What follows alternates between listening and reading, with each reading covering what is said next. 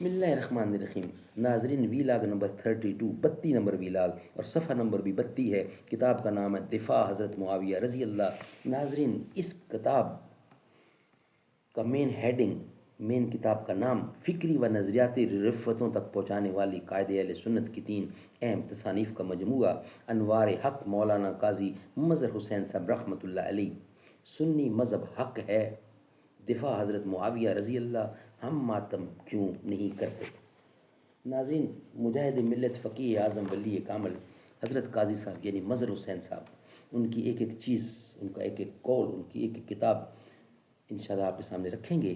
جو 2 کتابیں ہمیں میسر ہوئی ہیں وہ آپ کے سامنے رکھ رہے ہیں، انشاءاللہ اور بھی کتابیں میسر ہوئی تو وہ بھی آپ کے سامنے رکھیں گے۔ یہی تو قرآن کہتا ہے وَتَوَاصَوْا بِالْحَقِّ، حق کو پھیلاؤ۔ بسم اللہ الرحمن الرحیم، الحمدللہ رب العالمین والصلاة والسلام علی رسولہ سیدنا محمد خاتم النبیین وعلی خلفاء الراشدین وعلی آلہ واصحابہ اجمعین۔ زباں پر مومنوں کے جب بھی ذکر تاجدار آئے تو اس کے بعد لازم ہے کہ ذکر 4 یار آئے۔ ابو بکر و عمر عثمان و حیدر جب بھی باغ باں ہوں تو پھر کیوں کر نہ باغ مصطفیٰ میں ایک بہار آئے۔ رب صلی وسلم دائماً ابدا علی حبیبک خیر خلق کل یمین۔ یہ علم و فہم کے معیار پر بالکل غلط ہے، کیونکہ جب انہوں نے دوسرے قول کے تحت ان کی خطا کو انادی قرار دے دیا تو حق کا قصد ہی کہاں رہا۔ حق کو پا لینے کا قصد تو خلوص پر مبنی ہوتا ہے، نہ کہ اناد اور ہوائے نفس پر۔ ان دونوں باتوں میں سے ایک کو تسلیم کر لیں۔ اگر یہ کہیں کہ انہوں نے حق کا قصد کر کے اجتہاد کیا تھا لیکن حق کو پا نہ سکے، یعنی خطا ہو گئی، تو پھر خطائے انادی کے قول کو رد کر دیں۔ اور اگر انادی خطا کے قول کو اہل سنت کا قول تسلیم کرنا ہے تو پھر یہ نہیں کہیں کہ حق کا قصد کر کے اجتہاد کیا تھا، کیونکہ حق کا قصد کرنے کے باوجود خطا ہو جائے تو اس کو انادی خطا نہیں کہہ سکتے۔ کیا اناد اور قصد حق دونوں جمع ہو سکتے ہیں؟ اگر بخاری صاحب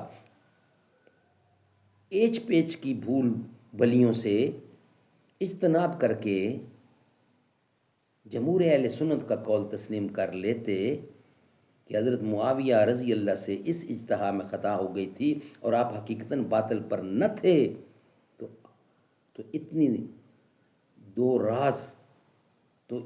دور از کار ناقابل تسلیم تعویل کی ضرورت نہ پڑتی۔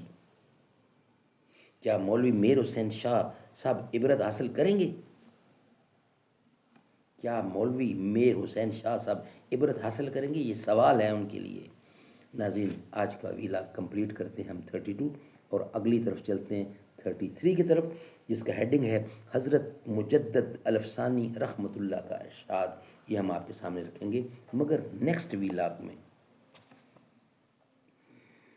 میرے خورشید کبھی تو بھی اٹھا اپنی نقاب، بہر نظارہ تڑپتی ہے نگاہ بیتاب، تیرے جلوہ کا نشے من ہو میرے سینے میں، عکس آباد ہو تیرا میرے آئینے میں، زندگی ہو تیرا نظارہ میرے دل کے لیے، روشنی ہو تیری گہوارہ میرے دل کے لیے۔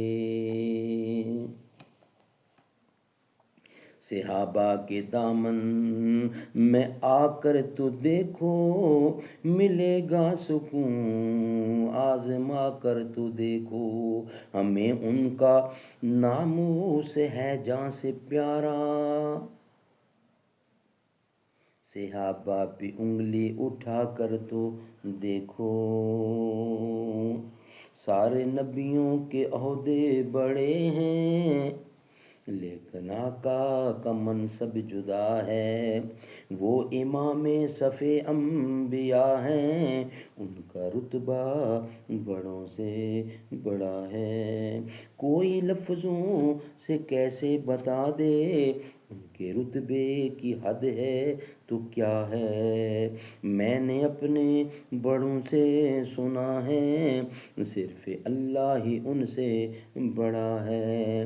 نام جنت کا سب نے سنا ہے، میں نے اس کا نظارہ کیا ہے۔ میں یہاں سے تمہیں کیا بتاؤں، ان کی نگری کی گلیوں میں کیا ہے؟ مستقل ان کی چوکھٹ عطا ہو میرے محبوب، یہ التجا ہے۔ کوئی پوچھے تو یہ کہہ سکوں میں، باب جبریل میرا پتہ ہے۔ سارے نبیوں کے عہدے بڑے ہیں، لیکن آقا کا رتبہ جدا ہے۔